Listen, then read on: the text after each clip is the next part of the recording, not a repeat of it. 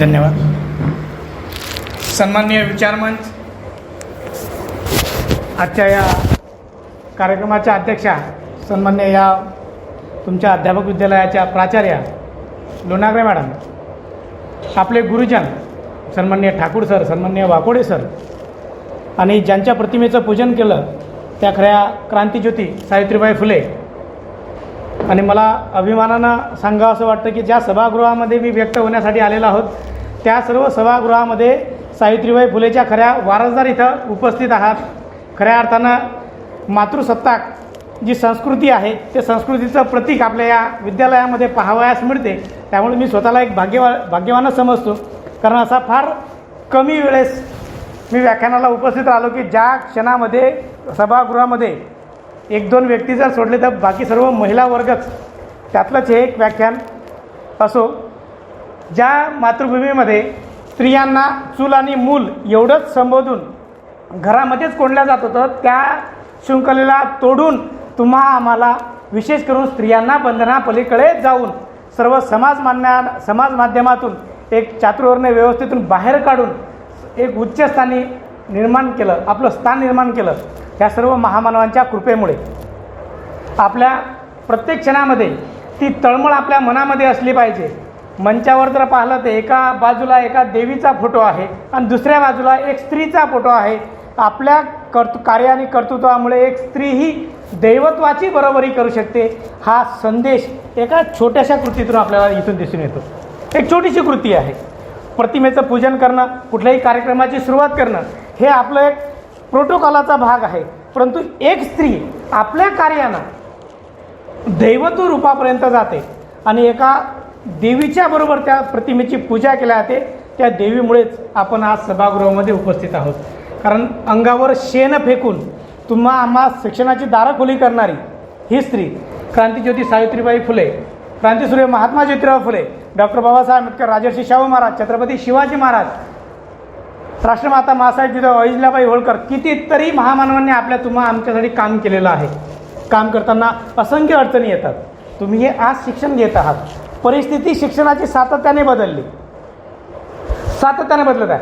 आधी 1986चं शैक्षणिक धोरण होतं, आता 2020चं नवीन शैक्षणिक धोरण आलेलं आहे, नॅशनल एज्युकेशन पॉलिसी आहे ना.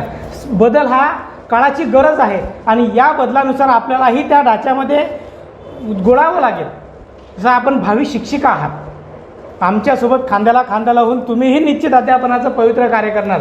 जगामध्ये गुरु जर सोडला तर प्रत्येकजण स्वार्थी आहे असं मी म्हणतो. जसं तुम्ही ज्या बेंचवर बसत आहात 2000 किंवा त्याआधीपासून हा बेंच याच ठिकाणी आहे. इथून शिकून गेलेले गुरुजन, विद्यार्थी आणि विद्यार्थिनी अध्यापनाचं कार्य समाजात करत आहेत. बेंच त्याच ठिकाणी आहे. त्याचप्रमाणे जगात फक्त गुरुजीचीच अशी प्रामाणिक भूमिका असते की माझा विद्यार्थी उच्चस्थानी गेला पाहिजे आणि ती भूमिका तुम्हीही भविष्यात रुजवणार. म्हणजे ह्या जगात गुरु जर सोडला आणि आपले आईवडील जर सोडले तर तिसरा असा कोणीच नाही की ज्याला असं वाटतं की माझ्या ठिकाणी माझी जागा माझ्या विद्यार्थ्यांना घेतली पाहिजे. हे फक्त गुरुलाच वाटते.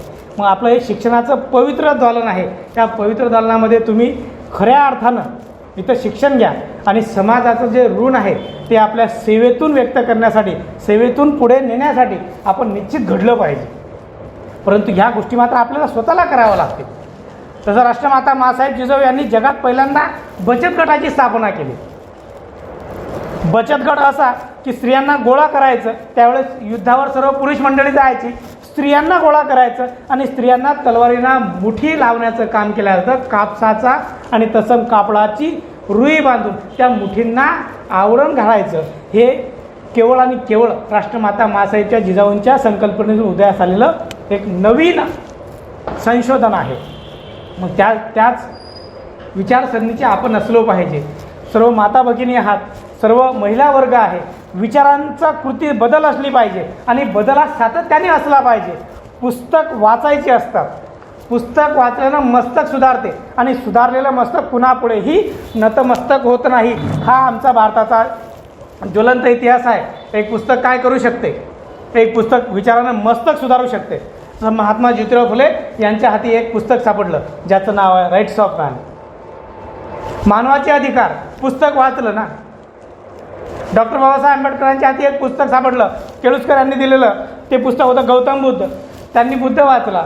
डॉक्टर बाबासाहेब आंबेडकर म्हणतात, मी जर बुद्ध वाचला नसता तर संविधान लिहू शकलो नसतो. जर संविधान लिहू शकलो नसतं तर एकही स्त्री आज इथं नसती. ही संविधानाची देण आहे, ही राजर्षी शाहू महाराजांची देण आहे, ही महात्मा ज्योतिराव फुलेचे क्रांतिज्योती सावित्रीबाई फुलेंची, छत्रपती शिवाजी महाराजांची देण आहे. ज्या चातुर्वर्ण्य व्यवस्थेमध्ये सर्व बाजूला सोडून तुम्हा मला एका धाग्यात ओवलं. आणि भारत ही पुरुषप्रधान संस्कृती आहे, पुरुषांचं वर्चस्व आम्ही असतोच, परंतु तुम्हालाही या ढाच्यामध्ये आणण्याचं काम या महामानवांनी केलेलं आहे. मग महामानवांनी हा लपेष्टा खूप सहन केला आहे. ह्या प्राचीन काळामध्येही इतिहासामध्ये जरी 5 स्त्रिया होऊन गेल्या. आपल्या रजियाना सुलताना ही आहे, एका देशाची राज्यकर्ती ठरली. आणि वर्तमान काळामध्ये प्रतिभाताई पाटील भारताच्या राष्ट्रपतीही ठरल्या. मग तुमच्यातूनच एक आदर्श स्त्री, आदर्श शिक्षिका, आदर्श गृहिणी, आदर्श उद्योजिकाही तुमच्या आमच्यामध्ये बसलेल्या आहेत. परंतु आपल्याला ते ओळखावं लागेल. आपल्या अंगामध्ये जे गुण आहेत ते मात्र आपल्याला ओळखावं लागतील. मी स्वतःला ओळखलं पाहिजे. आपल्या गुणामध्ये जे गुण आहेत, जसं मातीचा गोळा, आपण गुरुजन आहात, विद्यादानाचं पवित्र कार्य आम्ही करतो, तुम्हीही करणार. एकाच राजारले मित्र आणि बंधू आपण एका सोबत आहात. गुरुबंधू गुरुभगिनी आपल्यासोबत आहात. सन्माननीय प्राचार्य महोदयासुद्धा येत आहेत. ज्यावेळेस कुंभार एक मडकं बनवतो, आतून मायेचा ओलावा असतो आणि बाहेरून थाप असते. गुरुजीचंही तसंच आहे. विद्यादानाचं पवित्र कार्य करत असताना आपल्या आतून मात्र ओलावा असतो, तो मायेचा ओलावा असतो. विद्यार्थ्यांना आकार देण्याचं काम एका कुंभारासारखं आपल्याला